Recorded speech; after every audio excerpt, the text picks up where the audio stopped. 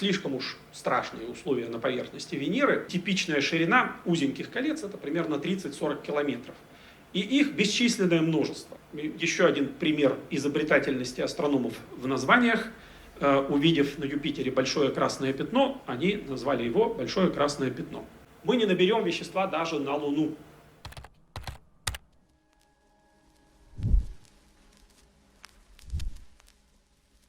Вообще я придумал эту лекцию уже довольно давно, поскольку мне, как любому, наверное, человеку, который читает лекции по астрономии, время от времени приходится делать что-то вот такое, как другие коллеги называют, вся астрономия за 1 час. И мне показалось забавным назвать эту лекцию «Галактическое краеведение», поскольку краеведение – это изучение того края, где мы живем, но мы теперь уже космическая цивилизация, и наши интересы не ограничиваются уже только городом или областью, или страной. И некоторое время назад, зайдя в Дом книги в Москве, я с радостью обнаружил, что не один я так думаю, и там вот вместе с картами городов и регионов тут же на этой же полочке стоят и карты звездного неба. Я буду говорить, начиная с наших ближайших окрестностей, естественно, с Солнечной системы. Ну и вы увидите, что чем дальше мы удаляемся от Земли, тем меньше я буду рассказывать, потому что, естественно, все-таки, хотя наши интересы простираются теперь уже очень далеко, лучше всего мы знаем то, что находится рядом с нами, и наш основной космический дом – это Солнечная система. Солнечная система населена самыми разнообразными телами, но вот о некоторых из них я расскажу. Но прежде всего в целом о Солнечной системе. Уже очень давно люди заметили, что Солнечная система это довольно-таки хорошо структурированное образование. Планеты, 8 больших планет, мы знаем теперь, что Плутон не планета. 8 больших планет вращаются вокруг Солнца почти в одной плоскости. Вот здесь во втором столбце приведены углы отклонения планетных орбит от некой средней плотности, и видно, что, в общем-то, никогда речь не идет о наклонениях больше, чем несколько градусов. Солнечная система очень плоская, и, во-вторых, планеты вращаются вокруг Солнца по почти круговым орбитам. Вот в третьем столбце эксцентриситет – это мера вытянутости орбиты, чем он меньше, тем ближе орбита к круговой. И вот орбиты практически всех планет – это окружности. При этом планеты вращаются вокруг Солнца в одну и ту же сторону, и само Солнце вращается в ту же самую сторону и почти в той же самой плоскости. Первая планета от Солнца Меркурий, но мы начнем разговор с Земли, потому что Земля – это наш космический дом. Земля – это каменная планета, точнее планета, обладающая каменной оболочкой и железным ядром. Земля – шар. Все мы это хорошо знаем, но это не так. Земля несколько сплюснута у полюсов, и поэтому полярный радиус немножечко меньше радиуса экваториального. Земля вращается вокруг Солнца почти по окружности, но не по окружности, поэтому в точке максимального удаления от Солнца Земля находится от него на расстоянии 152 миллионов километров, а ближе всего Земля подходит к Солнцу на расстоянии примерно 147 миллионов километров. Это расстояние во Вселенной ничем не выделено, но тем не менее именно оно в астрономии принято за одну из основных единиц измерения длины.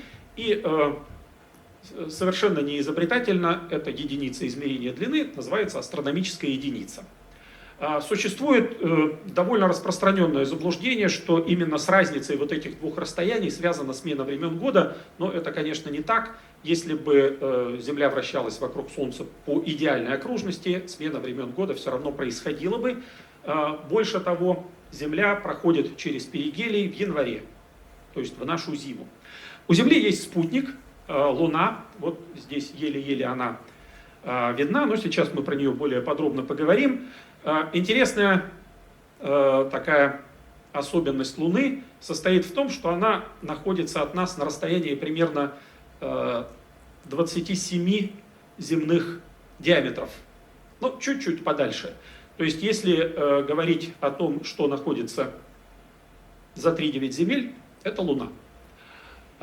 Луна это тоже каменное тело, каменный шар. Она вращается вокруг Земли по вытянутой довольно-таки орбите, и расстояние варьируется от 356 до почти 407 тысяч километров. Вот. Ну, средний радиус 1737 километров. Луна, как известно, повернута к Земле всегда одной стороной. Еще одно заблуждение говорить о том, что Луна не вращается. Луна вращается вокруг оси, просто период ее осевого вращения почти равен периоду ее орбитального вращения вокруг Земли. До изобретения телескопа люди видели Луну примерно вот такой, они видели на ней вот эти темные пятна и полагали, что это моря, поскольку Луна должна была быть во всем похожа на Землю. Но в 1609 году Галилей впервые взглянул на Луну в телескоп, он увидел, что моря не очень похожи на земные моря, но зато вот на его рисунках он изобразил очень большое количество вот таких вот кольцевых образований, которые получили название лунных кратеров. И сейчас мы понимаем, что это следы интенсивнейшей метеоритной бомбардировки Луны. Это далеко не всегда было очевидно. Если почитать учебники астрономии еще середины 20 века, там совершенно уверенно пишется, что это вулканические кратеры. Но нет, теперь никаких сомнений нет. Это кратеры, имеющие ударное происхождение. Можно задаться вопросом, почему у нас на Земле нет такого же количества кратеров. Но Земля — это активная планета. Во-первых, у нас в земной коре постоянно происходят какие-то движения. Дальше у нас есть атмосфера, и точно такие же раны Земля очень эффективно заглаживает. Вот здесь показан самый большой в России метеоритный кратер, это кратер Попегай. Ну вот его только на спутниковых снимках и разглядишь. А вот на Луне никаких сомнений нет. Кратеры — это следы некой прошедшей ударной бомбардировки. Вероятно, в результате столкновений с крупными телами возникли и лунные моря, поскольку теперь мы знаем, что это обширные участки лунной поверхности, залитые лавой. То есть произошло какое-то столкновение, какой-то удар. На раннем этапе эволюции Луны у нее еще было большое количество расплавленного вещества внутри, оно выплескивалось наружу, растекалось вот по таким большим площадям, застывало. И в результате появились вот такие вот темные пятна. Одна из загадок Луны состоит в том, что лунные моря почему-то присутствуют практически исключительно на той стороне Луны, которая повернута к Земле. Вот эта видимая сторона Луны, вот эта обратная сторона Луны, на ней практически таких морей нет, за исключением вот того верхнего черного пятнышка, это море Москвы. Это не значит, что на обратную сторону Луны ничего не падало. На обратной стороне Луны расположен один из самых больших ударных кратеров в Солнечной системе. Вот на той картинке синим цветом он показан. Это топографическая карта. Красная — это высокие места, синяя — это низины. И вот эта вот гигантская яма поперечником почти 2500 километров, это так называемый бассейн Южного полюса Эйткена, который является следом столкновения Луны с каким-то очень крупным телом. Но море на месте этого столкновения не образовалось. Почему-то лунная кора гораздо толще на противоположной, на обратной стороне. На видимой стороне Луны она тоньше. Почему? Это вопрос пока открытый. Земля и Луна являются представителями так называемых планет земной группы или землеподобных планет. Это планеты каменные, но даже глядя на эту фотографию, видно, что они не очень-то похожи друг на друга. У них действительно есть общая черта, это высокая плотность. Вот видите, у них у всех плотность порядка 4-5 граммов на кубический сантиметр, это плотность камня. Поэтому, собственно говоря, мы их и называем каменными. Но в остальном они довольно заметно отличаются друг от друга. Очень сильно разные массы, от 0,05 земной массы до единицы. У них, по всей видимости, довольно различное внутреннее строение, но, к сожалению, мы более-менее хорошо знаем только внутреннее строение Земли. Про остальные планеты нам известно гораздо меньше, но, скорее всего, у всех у них, и у 4 планет, и у Луны, есть какое-то подобие железного ядра, и вот эта внешняя каменистая оболочка. Меркурий, ближайшая к Солнцу планета, очень трудная для наблюдений, поскольку она никогда не уходит от Солнца на расстояние больше 28 градусов, поэтому она всегда бывает видна либо вечером, либо утром на фоне все еще светлого неба. Заметили ее люди уже очень давно, но настоящее ее изучение началось только после того, как к Меркурию были отправлены космические аппараты. Вот это одна из первых карт Меркурия, которая в 70-е годы была составлена при помощи космического аппарата Mariner 10. Сейчас к Меркурию летит зонд Беппи Коломбо. В октябре 2021 года он впервые пролетел мимо Меркурия и прислал уже собственные фотографии. Дальше он еще несколько раз мимо Меркурия пролетит и выйдет на рабочую орбиту зимой 25-26 годов. Внешне Меркурий практически неотличим от Луны, его поверхность тоже покрыта большим количеством кратеров. Это означает, что она старая. В Солнечной системе количество кратеров на поверхности – это мера возраста. Вот то, что мы на морях лунных не видим практически кратеров, которые образовались поверх этих морей, говорит о том, что они образовались существенно позже большинства лунных кратеров. Ну вот на Меркурии то же самое. Очень много кратеров, поверхность старая. В отличие от Луны, Меркурий, вероятно, является несколько все еще более активным телом. Во-первых, у него, на удивление, есть собственное магнитное поле. Магнитного поля крупномасштабного нет у Луны, нет у Марса, нет даже у Венеры. А вот у Меркурия есть, и это говорит о том, что у него все еще жидкое ядро. Все еще он не до конца остыл, и движения вот в этом железном ядре порождают регулярное магнитное поле. На то, что Меркурий не до конца еще умер, говорит и то, что на его поверхности обнаруживаются следы относительно недавних извержений вулканов. Вот этот снимок получен при помощи американского космического аппарата Messenger, который очень детально исследовал эту планету. Вот видите, ямка, и вокруг нее такие светлые выбросы. То, что они светлые, говорит о том, что они произошли относительно недавно, потому что вещество со временем темнеет на поверхностях таких тел. А вот эта вот ямка, это жерло вулкана. Конечно, когда я говорю недавно, это все в астрономическом смысле, это примерно 1,5-2 миллиарда лет назад. Еще одна загадочная особенность Меркурия – это вот такие вот провалы, которые в изобилии на его поверхности образуются. Собственно, в самом происхождении этих провалов загадки особой нет. Пройдет еще месяц, и мы в изобилии это явление начнем наблюдать на наших дорогах. Есть какие-то подповерхностные летучие соединения, они со временем испаряются, образуется пустота, она потом проваливается. Загадочность в том, что Меркурий, как-то горячая планета, она находится близко к Солнцу, и почему под его поверхностью все еще сохраняется большое количество каких-то летучих соединений, это не очень понятно. Но речь идет примерно об экваториальных областях Меркурия. На полюсах у Меркурия очень холодно. Он вращается вокруг оси почти перпендикулярно плоскости своей орбиты. И это означает, что на полюсах Меркурия есть места, в которые никогда не попадает солнечный свет. Да, экваториальные области Меркурия очень горячие.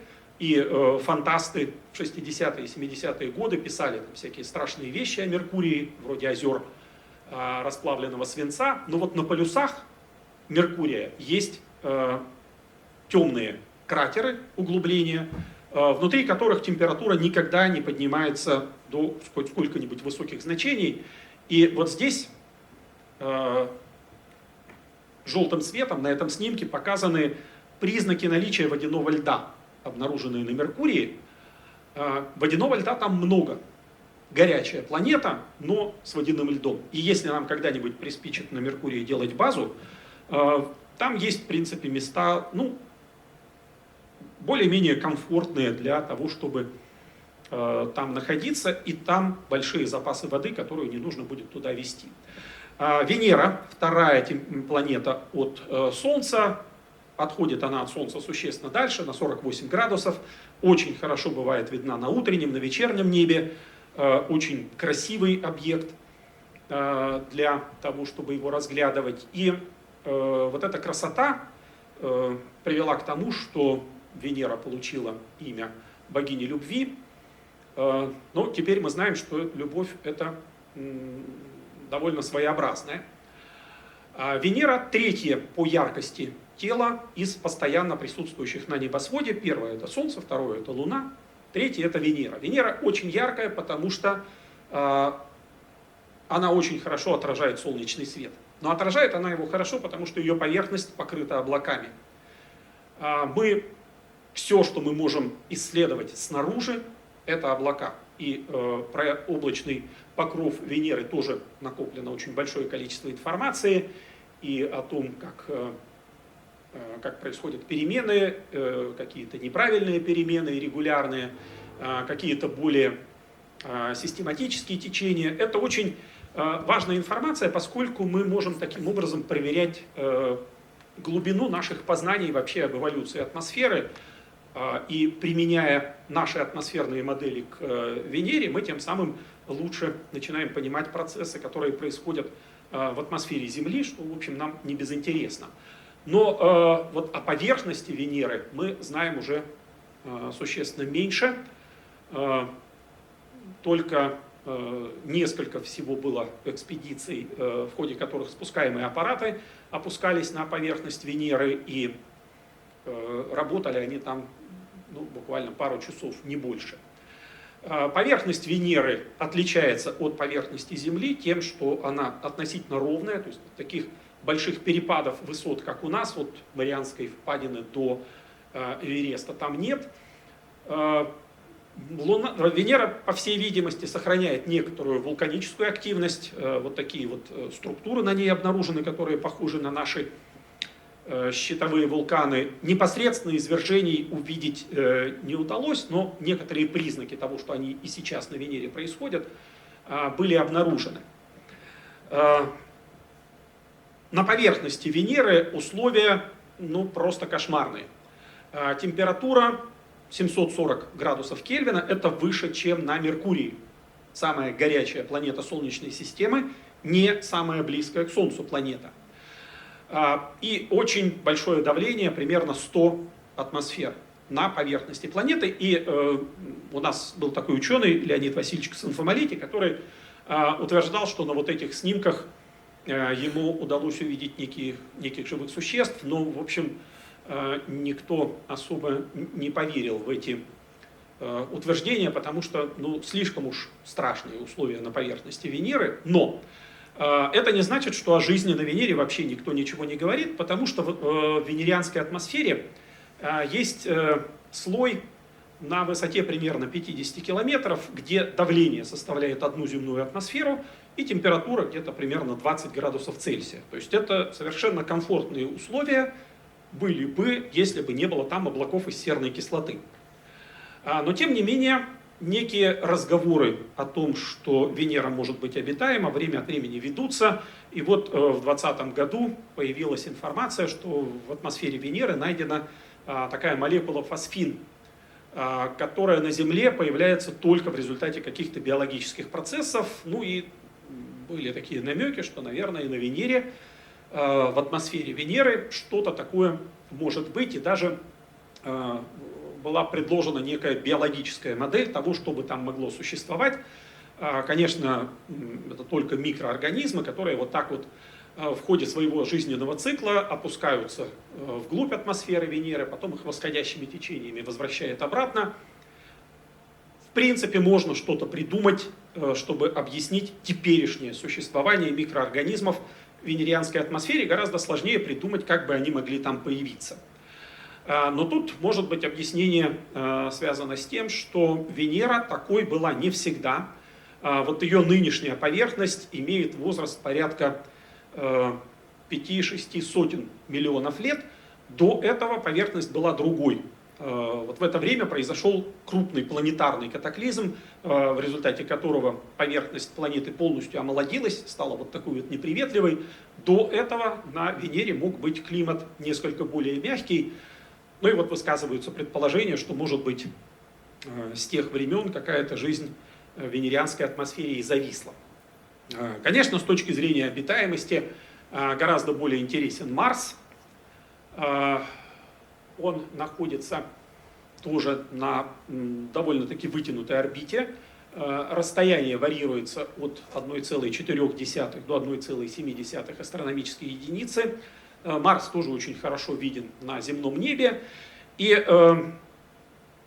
в XIX веке было довольно много разговоров о том, что Марс обитаем. Наблюдатели смотрели на поверхность Марса, они видели на нем каналы, и эти каналы связывались с тем, что на Марсе присутствует некая высокоразвитая цивилизация, которая строит ирригационные сооружения.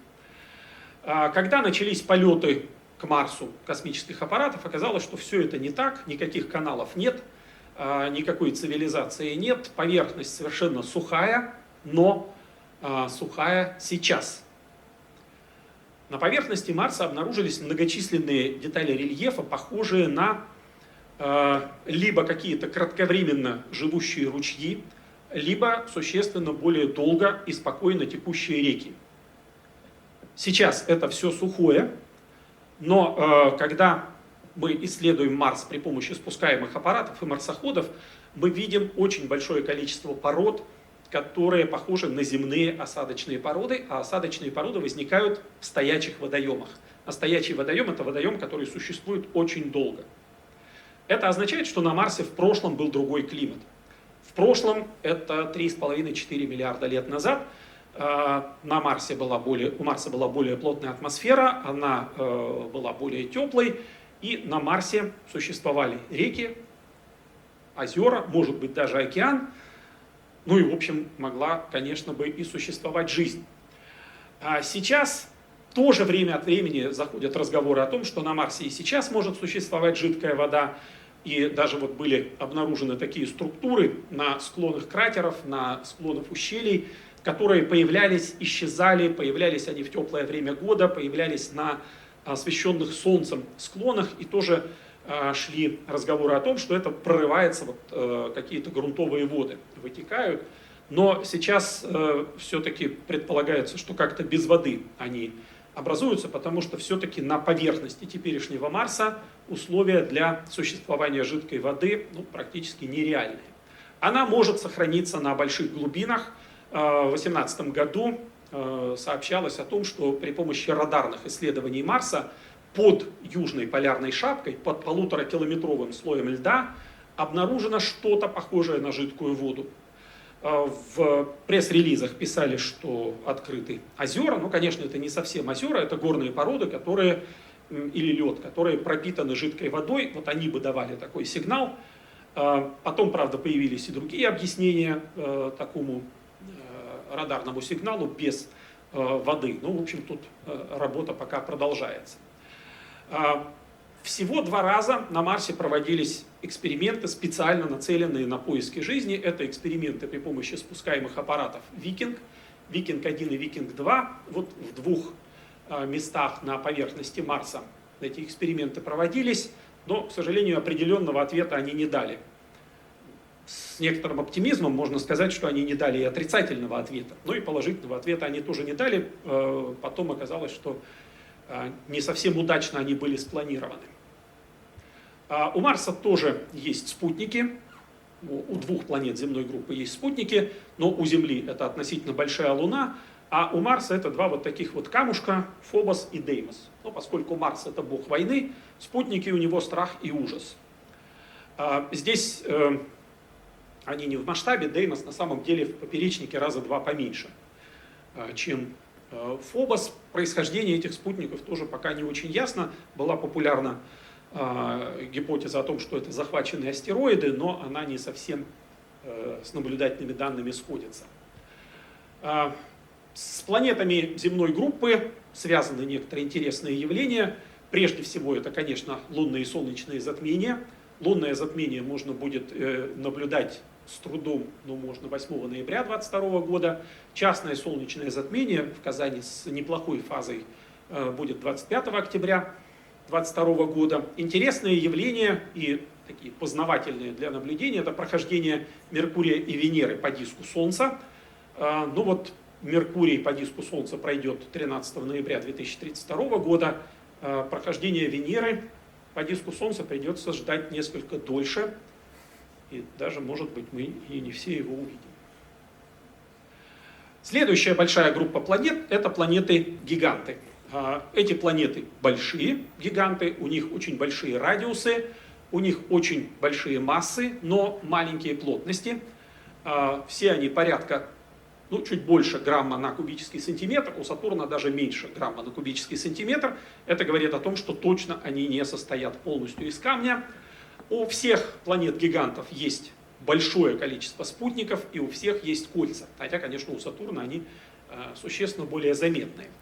На этой картинке показан парад планет, малый парад планет, который наблюдался в марте 2020 года, когда одновременно можно было видеть на небе в одном примерно направлении Юпитер, Сатурн, ну и вот Марс к ним подмешался.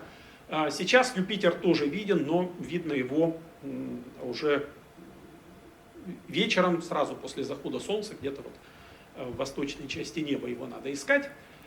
Юпитер тоже весьма заметное небесное тело, огромное, самая большая планета Солнечной системы с радиусом около 70 тысяч километров, очень быстро вращающаяся и обладающая мощной газовой атмосферой. И, конечно, раз есть газовая атмосфера, в ней большое количество разных климатических явлений. И вот видно, что постоянно в атмосфере Юпитера происходят какие-то движения, какие-то вихри. И самый известный из них это большое красное пятно. Еще один пример изобретательности астрономов в названиях. Увидев на Юпитере большое красное пятно, они назвали его «большое красное пятно». Очень заметный объект, но, к сожалению, в последнее время он уверенно сокращается в размерах, так что его надо спешить видеть. Сейчас вокруг Юпитера летает космический аппарат Джуно, при помощи которого удалось довольно хорошо измерить внутреннее строение Юпитера. Изначально предполагалось, что у него внутри тоже есть каменное ядро, похожее на одну из планет земной группы, но новые данные показывают, что четко выделенного каменного ядра у Юпитера, скорее всего, нет, то есть у него нет вообще никакого подобия поверхности. Есть просто вещество, которое с погружением в глубину становится все более плотным и все более горячим. Но вот поверхности у него нет. У Юпитера есть очень мощное магнитное поле, и, соответственно, коль скоро есть магнитное поле, есть и полярные сияния, которые наблюдаются в основном в ультрафиолетовом диапазоне. Еще одна интересная особенность Юпитера – это его спутники. Семейство из 4 крупных спутников так и называется – Галилеевы спутники Юпитера, поскольку открыты они были Галилеем, и видны они даже в очень небольшой телескоп или в простой бинокль. Спутники у Юпитера оказались тоже весьма забавными, но наиболее интересный из них Ио, ближайший к Юпитеру спутник, самое вулканически активное тело в Солнечной системе. Там постоянно происходят извержения вулканов. Вот этот желто-красный цвет – это цвет серы, которой покрыта вся поверхность. Ио источником энергии, источником разогрева глубин Ио является приливное воздействие Юпитера. Еще один интересный спутник Юпитера – это Европа. Когда были получены ее хорошие снимки, бросилось в глаза отсутствие кратеров. Нет кратеров, значит молодая поверхность. Почему поверхность может быть молодой? Потому что происходит какая-то тектоническая активность. Но тектоническая активность предполагает под твердой корой какую-то жидкую подложку. Но твердая кора Европы – это водяной лед. И значит жидкая подложка – это океан, на котором эта кора покоится. Так что тут тоже есть некие перспективы, конечно, весьма смутные, но обнаружение какой-то примитивной жизни, потому что источник энергии есть. Это приливное воздействие Юпитера, вода есть, и есть в большом количестве органические соединения. Вот этот красноватый налет – это органика. Так что 3 компонента жизни там существуют. Следующая планета-гигант – Сатурн, несколько поменьше, чем Юпитер, несколько дальше от Солнца, получает несколько меньше энергии, поэтому не такой активный климат, но тем не менее в атмосфере Сатурна тоже наблюдается некая активность, но не такая постоянная, как в случае Юпитера. Вот здесь показано, как развивался и угасал шторм, который в 2011 году на Сатурне бушевал. В то время там работал космический аппарат Кассини. У Сатурна тоже есть магнитное поле, довольно-таки мощное, тоже есть полярное сияние. Но, конечно, главное украшение Сатурна — это его кольца. При помощи космического аппарата Кассини было выяснено, что то, что мы с Земли наблюдаем, как, казалось бы, два кольца, кольца А и Б, на самом деле состоит из огромного количества мелких колечек. Вот на этой картинке типичная ширина узеньких колец — это примерно 30-40 километров. И их бесчисленное множество. До сих пор до конца непонятно, почему такая ажурная и такая регулярная структура, но при этом, опять же, при помощи аппарата Кассини выяснилось, что в кольцах Сатурна есть и более короткоживущие структуры, и менее регулярные. Вот здесь, например, этот снимок сделан в момент равноденствия, когда Солнце светило вдоль плоскости колец, поэтому такие большие тени. Но видно, что вот на внешней стороне кольца наблюдается большое количество выступов высотой примерно 2-3 километра. Другие варианты — это, например, вот такие вот спицы, которые в кольцах наблюдаются, какие-то волнистые края, или вот такие вот тоже волнистые отдельные волокна. Все это связано с гравитационным взаимодействием между кольцами и спутниками Сатурна. Иногда видимыми спутниками, иногда эти спутники настолько мелки, что сами по себе они невидимы, но мы видим те возмущения, которые они вносят в кольца. Система спутников Сатурна довольно отличается сильно от системы спутников Юпитера.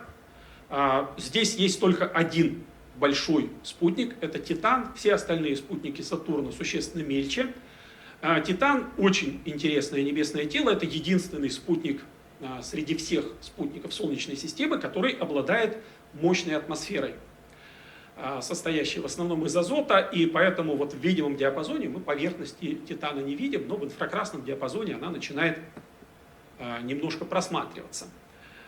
14 января 2005 года на Титан был спущен спускаемый аппарат Гюйгенс, и Титан таким образом стал вторым спутником в Солнечной системе, на который опускался рукотворный аппарат. Вот это снимок, переданный с поверхности, а это карта приполярной области Титана, и вот эти вот пятна синие, это, ну их нельзя, наверное, назвать водоемами.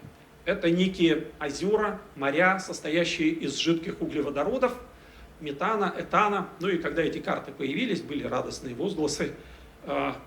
Моря нефти обнаружены в Солнечной системе.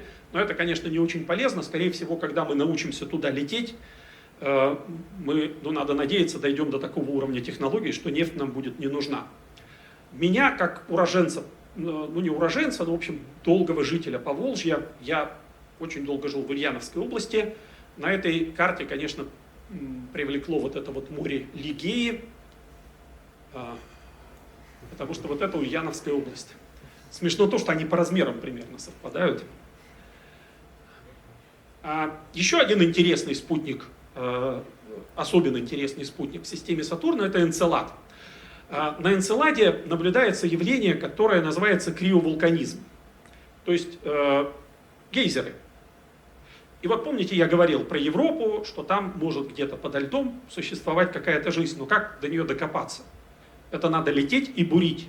А толщина ледяной коры Европы, по некоторым оценкам, это многие десятки километров. На Энцеладе тоже гладкая поверхность. У Энцелада тоже есть океан.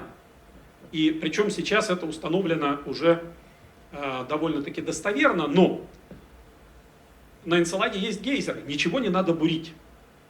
Оттуда вещество само выбрасывается, и надо просто подлететь и посмотреть, что оттуда вылетает. Космический аппарат Кассини несколько раз пролетал через эти гейзеры, и в меру возможностей, которые давались его оборудованием, их проанализировал. Но, к сожалению, ничего особо интересного там не было обнаружено, поскольку оборудование Кассини не было предназначено для того, чтобы что-то там найти. Так что туда нужно лететь с каким-то специализированным оборудованием, но вот бурить уже ничего не надо. Ну и вот совсем недавняя новость, уже новость 2022 года, что, возможно, подледный океан есть и на спутнике Мимос. И вообще может оказаться, что подледные океаны водяные в Солнечной системе штука довольно распространенная. Химический состав планет-гигантов кардинально отличается от химического состава планет земной группы, но и между собой они тоже отличаются. Вот до сих пор мы говорили про Юпитер и Сатурн, это газовые гиганты, а вот Уран и Нептун называются уже ледяными гигантами, поскольку в их недрах должна существовать довольно обширная оболочка, состоящая из смеси камня и льда. Уран тоже, в принципе, может наблюдаться, но уже без звездной карты здесь не обойтись. Его в исключительно хороших условиях, исключительно хорошими глазами можно увидеть без применения телескопа, но в небольшой бинокль он виден довольно хорошо, но надо знать, куда смотреть. Вот. И если вы это знаете, то Уран вы тоже без проблем увидите. Уран самая холодная планета Солнечной системы, и это тоже по-своему удивительно, поскольку это не самая далекая планета Солнечной системы, но тем не менее самые низкие температуры наблюдаются именно в его атмосфере. Уран наклонен почти боком по отношению к плоскости своей орбиты, и смена времен года на нем происходит в экстремальном варианте. К сожалению, исследовать его мы можем только наземными инструментами, поскольку один раз только мимо него пролетали космические аппараты земные, и никаких миссий в обозримом будущем к нему не планируется. То есть проекты есть, но вот так, чтобы как-то было близко уже к осуществлению, такого нет. А вот самой климатически активной планетой в Солнечной системе оказывается Нептун. Самая далекая планета, получающая меньше всего энергии от Солнца, характеризуется самыми быстрыми ветрами. И это означает, что, скорее всего, у нее есть некий внутренний источник энергии. Это не очень удивительно, потому что внутренние источники энергии есть и у Сатурна, и у Юпитера, и даже у Земли. Их, собственно, нет в заметном виде только у Урана. Но вот у Нептуна что-то внутри происходят, какие-то процессы, которые отдают энергию и заставляют его атмосферу очень активно двигаться. Еще одна интересная особенность Нептуна – это его спутник Тритон. Тритон – крупное небесное тело, но от всех прочих крупных спутников Солнечной системы он отличается тем, что вращается в обратном направлении. Вот я говорил уже в начале, что в Солнечной системе все большие планеты вращаются в одну и ту же сторону против часовой стрелки, если смотреть со стороны северного полюса Земли. В ту же самую сторону вращаются и большие спутники планет. Луна, Галилеевы спутники Юпитера, крупные спутники Сатурна. Тритон — единственный спутник, который вращается в противоположную сторону, и это заставляет думать о том, что он в системе Нептуна чужак. Он сформировался где-то еще, а потом Нептуном был захвачен. И Тритон — это первое небесное тело в Солнечной системе, на котором был обнаружен криовулканизм. На Энцеладе он обнаружен был позже. С большими планетами разобрались, теперь о разной мелочи. Уже очень давно, еще в 17-18 веках, астрономы обращали внимание на то, что между Марсом и Юпитером какой-то очень большой промежуток. Вот вроде бы так тык-тык-тык, 4 планеты рядышком друг с другом. Юпитер, Сатурн, Уран, Нептун был открыт уже только в 19 веке, вроде бы тоже как-то регулярно расположены. И вот дырка между Марсом и Юпитером. И в конце 18 века даже был образован такой специальный отряд небесной полиции, задача которого состояла в том, чтобы найти недостающую планету. Там была драматическая история открытия. Планета была открыта, получила название Церера. Вроде бы как все устаканилось, пустое место заполнилось, но прошло несколько лет, и в этой же области была открыта еще одна планета, еще одна, еще. И в общем стало понятно, что как-то не очень хорошо. Пока не было ни одной планеты, вроде было как-то тревожно.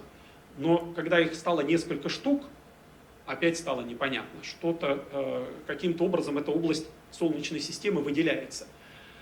Теперь мы знаем, что тел между орбитами Марса и Юпитера вращается огромнейшее количество. Их количество превзошло недавно 1 миллион. Поисками их занимается автоматика. И вот пока мы с вами будем разговаривать, еще 3-4 штуки будет открыто. В начале 19 века популярна была точка зрения, что вот эти вот астероиды, здесь они белыми точечками показаны, это следы распада некогда существовавшей планеты Фаэтон. То есть планета была, но она потом развалилась. Сейчас эта точка зрения не очень популярна, потому что если мы соберем все астероиды в кучу, мы не наберем вещества даже на Луну. Не говоря уже о том, чтобы какую-то более солидную собрать планету. И треть этого вещества и так в одном теле собрано. Это Церера, самый первый открытый астероид. Так что все-таки сейчас считается, что астероиды присутствуют в Солнечной системе со времен ее образования, и это в значительной степени примитивное вещество, которое никогда в состав никакой большой планеты не происходило. Детально исследовано сейчас два астероида главного пояса. Это Веста и Церера. Был такой космический аппарат Дон, рассвет. Вот это вот снимок Весты. А это снимок самого крупного астероида главного пояса Цереры. Опять очень похожая поверхность на поверхность Луны. Но, как говорится, есть нюанс. Когда космический аппарат Дон, рассвет, подлетал к Церере, на ее поверхности было сначала обнаружено яркое пятно, которое потом при подлете оказалось состоящим из таких вот двух ярких пятен внутри крупного кратера 80-километрового. Ну и романтические люди говорили: наконец-то мы нашли их космодром. Наконец-то мы их накрыли. Но, к сожалению, как обычно это бывает, правда оказалась несколько более скучной. Это просто оказались выходы более светлых горных пород. Но, с другой стороны, это тоже по-своему интересно. Это тоже указывает на то, что внутри Цереры не замерли еще все какие-то возможные тектонические процессы, потому что, я уже говорил, вещество темнеет, попав на поверхность небесного тела. То, что мы его видим белым, означает, что оно на эту поверхность попало очень недавно. И это говорит о том, что у нас Церера тоже не до конца закаменела, у нее тоже есть некая более-менее пластичная внутренняя область, и тоже это, скорее всего, связано с жидкой водой, не в форме океана, как на других небесных телах, но, в общем, и не до конца эта вода замерзла. Нам, конечно, интересны и те астероиды, которые подлетают рядом к нам, их есть. Подавляющее большинство астероидов — это астероиды главного пояса, но и вблизи Земли тоже кое-что летает. Вот здесь 4 синих траектории — это орбиты планет земной группы, и вот крестиком внизу отмечена Земля. А красная — это так называемые астероиды, сближающиеся с Землей. Так называют астероиды, которые могут подлетать к орбите Земли меньше, чем на 0,3 астрономической единицы. И среди них отдельно выделяются еще опасные небесные тела. Это тела, которые способны приблизиться к Земле на расстояние 0,05 астрономической единицы. Почему 0,05? Это примерная ошибка в расчетах орбит. То есть, если вы для какого-то небесного тела посчитали, что оно пройдет в 0,05 астрономической единицы от Земли, это означает, что с какой-то вероятностью оно с Землей столкнется. Ну и вот некоторая статистика на текущий момент. Много тут чисел, но обратим внимание на следующее. Всего астероидов, сближающихся с Землей, чуть больше 28 тысяч. Из них около 900 имеют размеры порядка километра и больше. Километр — это нехорошо. Опасных небесных тел, которые способны приближаться на 0,05 астрономической единицы, известно 2263, километрового и больше размера 162. То есть это вот такие километровые каменюки, которые очень близко к Земле могут подлетать. Правда, конечно, они находятся на контроле, и мы знаем сейчас, что ни с каким крупным астероидом нам столкновение в обозримом будущем не угрожает, но это не означает, что вообще ничего на Землю не падает. Челябинское тело, которое широко называется как Челябинский метеорит. Размер небольшой, порядка 15-20 метров, но тем не менее шорох он наделал довольно-таки много. взорвался на наше везение на довольно-таки большой высоте, но, видите, энергия взрыва-то была, будь здоров, какая. Но я не отказываю себе никогда в удовольствии показать вот эту картинку. Это жители Челябинска и окрестностей собирали осколки метеорита. То есть он раздробился, он выпал на вот эти снеговые поля, и народ там, конечно, руки погрел хорошо на этом деле. Ну и что, нам надо бояться или не надо? Сейчас работает несколько крупных обзоров, специально нацеленных на поиски опасных небесных тел. Ну, два наиболее крупных из них — это американские обзоры Каталина и Пан-Старс. Вот они таким розовым и зеленым цветом показаны. Количество открываемых около астероидов, сближающихся с Землей, постоянно растет, потому что совершенствуется техника, проектов становится больше. Но, когда мы посмотрим вот на такую картинку, это астероиды, сближающиеся с Землей, размером больше километра. Мы видим, что их открытия практически прекратились. Телескопов становится больше, телескопы становятся лучше, астероидов больше мы не открываем, мы их знаем все. Так что все тут пока более-менее спокойно. Теперь уходим в другой пояс астероидов за орбиту Нептуна. До 1992 года там было известно единственное тело, Плутон, открытый в 1930 году, и до 2006 года считавшийся еще одной большой планетой Солнечной системы. Но потом оказалось, что Плутон является только одним из очень большого количества тел, которые за орбитой Нептуна вокруг Солнца вращаются. В 2015 году мимо Плутона пролетел космический аппарат «Новые горизонты», прислал на Землю снимки. Тоже оказалось, что не совсем все так, как мы предполагали. Изначально, когда аппарат еще планировался и летел, публиковались работы о том, сколько кратеров мы на поверхности Плутона должны обнаружить. Поверхность старая, кратеров должно быть много. Оказалось, ничего подобного. На поверхности Плутона есть гигантский регион, который получил название региона Томбо в честь астронома Клайда Томбо, открывшего Плутон. И в этом регионе светлом есть огромная ровная поверхность, которая получила название равнины спутника в честь первого искусственного спутника Земли. На ней нет кратеров вообще. То есть какая-то часть поверхности Плутона тоже молодая. Там, далеко от Солнца, все-таки на Плутоне продолжаются какие-то внутренние процессы, в результате которых его поверхность разглаживается. Видите, никаких кратеров, это значит, что это вот геологическое сейчас. При этом рядышком, пожалуйста, старая поверхность с большим количеством кратеров, все как и ожидалось. Так что вот и Плутон оказался тоже довольно тектонически активным телом. И то же самое примерно можно сказать и о его спутнике Хароне.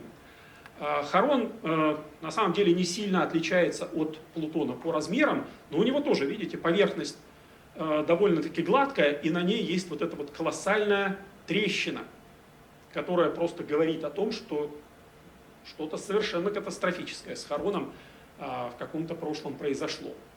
Но это еще мелкие спутники Плутона. Почему Плутон не планета? В 1992 году был открыт первый транснептуновый астероид. Ну, первый после Плутона. Потом был открыт еще один, еще. И, наконец, в 2004 году был обнаружен транснептуновый объект Эрида размером либо равный Плутону, либо больше его. И оказалось, что если Плутон планета, то Эрида тоже планета. Чтобы разрешить эту проблему, Международный астрономический союз пошел по другому пути. Чтобы не увеличивать количество планет в Солнечной системе, он принял определение планеты, которое Плутон из числа планет выводило. С этим решением согласились не все, было много скандалов, да, в общем, они продолжаются и по сей день. Поэтому вот этот астероид и получил название Эрида, богиня раздора. А когда у него был открыт спутник получил название Дисномия, беззаконие. Но, тем не менее, можно спорить о названиях, но понятно, что Плутон один из большого количества тел, среди которых попадаются и достаточно крупные, поэтому планета его назвать полноценной все-таки, наверное, не очень правильно. За Нептуновой областью у нас очень много присутствует астероидов, но детально из них исследован только один. Это Арракот. Мимо него пролетел космический аппарат «Новые горизонты». Не исключено, что он посетит еще какой-нибудь объект транснептуновой области, но пока это неизвестно. Арракот оказался тоже очень забавным объектом. Он совершенно очевидно состоит из двух слипшихся частей, причем одна из них оказалась довольно-таки сильно плоской, что, конечно, привело к радости сторонников теории плоской Земли. Еще одна разновидность тел, населяющих Солнечную систему, это кометы. Кометы отличаются тем, что при приближении к Солнцу у них отрастают большие атмосферы, огромные хвосты. Это связано с тем, что в составе комет много льда, и он при приближении к Солнцу начинает активно испаряться. В 2020 году была такая замечательная комета с таким вот красивым именем, которую можно было фактически видеть невооруженным глазом. Но вот поскольку это было лето, ее еще украсили и серебристые облака. Долгопериодическая комета, комета Неовайс относится к долгопериодическим кометам, она в максимальной точке удаления от Солнца уходит от него на десятки тысяч астрономических единиц. И это приводит к нас к мысли о том, что на дальних подступах к Солнечной системе присутствует гигантское кометное облако. Облако Оорта, из которого время от времени вот эти вот каменно-ледяные глыбы выбрасываются в сторону центра Солнечной системы, и мы их наблюдаем как кометы. В принципе, облако Оорта — это самые далекие тела, которые все еще обращаются вокруг Солнца, и их можно таким образом считать границей Солнечной системы. Но все-таки это тела, которые были из Солнечной системы выброшены, и проводить там границу Солнечной системы — это все равно, что границу России проводить по Брайтон-Бич. Но существуют другие способы определения границы Солнечной системы. Это так называемая гелиосфера. Это пузырь, который выдувается в межзвездном веществе солнечным ветром.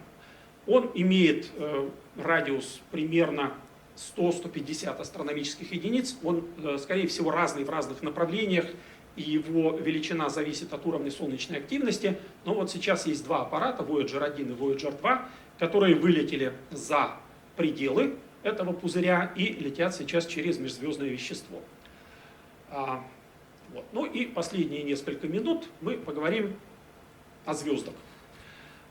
Вообще, конечно, мы говорим о Солнечной системе, мы думаем о планетах, мы думаем о спутниках, о кометах, об астероидах, но главное тело Солнечной системы — это Солнце.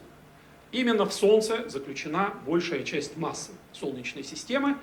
Солнце — это ближайшая к нам звезда, а звезда — это тело, самосветящееся тело, выделение энергии в котором поддерживается термоядерными реакциями. Термоядерные реакции происходят только в солнечном ядре, только там достаточно высокая для них температура, потом эта энергия выходит на поверхность Солнца, ну и рано или поздно попадает к нам. Химический состав Солнца — это практически исключительно водород и гелий с очень незначительной примесью всей остальной таблицы Менделеева. Масса 2 на 10 в 30 степени килограмм, светимость 4 на 10 в 26 степени ватт, очень много. Помните фильм «Весна», такой старый 30-х годов, там вот есть ученая, которая ходит и говорит: масса Солнца 2 октиллиона тонн. Вот это так число называется, это совершенно правильное число было названо. Очень давно, еще во времена античности, высказывались предположения о том, что звезды, которые мы видим на небе, это тоже Солнце, просто Солнце рядышком.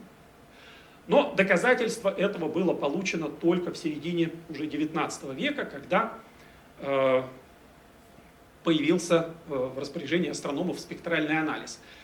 И благодаря этому мы знаем, что да, с одной стороны, Солнце и звезды — это объекты одной природы, это объекты, в которых происходят термоядерные реакции, но с другой стороны мы знаем, что звезды очень сильно отличаются друг от друга.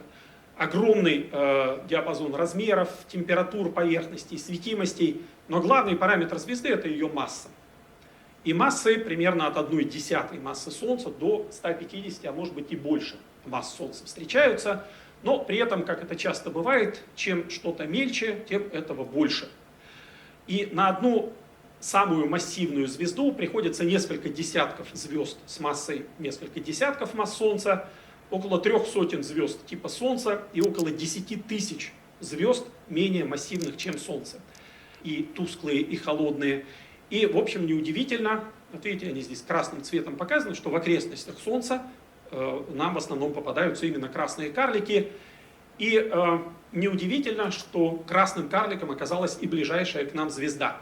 Вот видите, ярких звезд солнечного типа пара десятков, около 40 звезд, несколько более холодных, чем Солнце, и красных карликов почти 250 штук. Ближайшая к нам звезда, весьма тоже изобретательно, называется ближайшая. Но, чтобы было красиво, по латыни, проксима.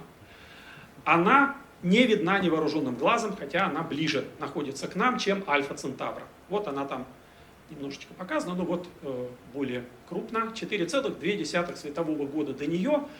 Нам исключительно повезло, вокруг Проксимы обнаружена планетная система, причем состоящая, по всей видимости, из планет земного типа.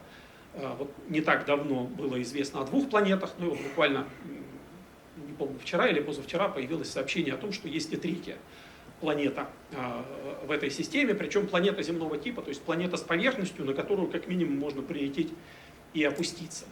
Ну и в общем все звезды, которые мы видим на небе, это, как правило, звезды близкие.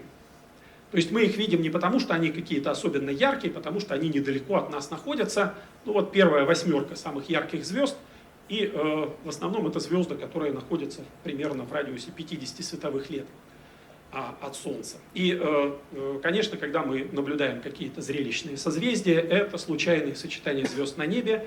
Ну, вот здесь я выписал самые яркие звезды созвездия Лебедь, на каких расстояниях различных расположены. Звездное небо пересекает полоса Млечного Пути. До изобретения телескопа предполагалось, что это, возможно, какое-то особенное звездообразование, но телескоп показал, что это тоже звезды, просто очень большое количество, очень близко друг к другу. И, опять же, уже в давние времена люди высказывали предположение, что Млечный Путь – это проекция очень большой и очень плоской звездной системы.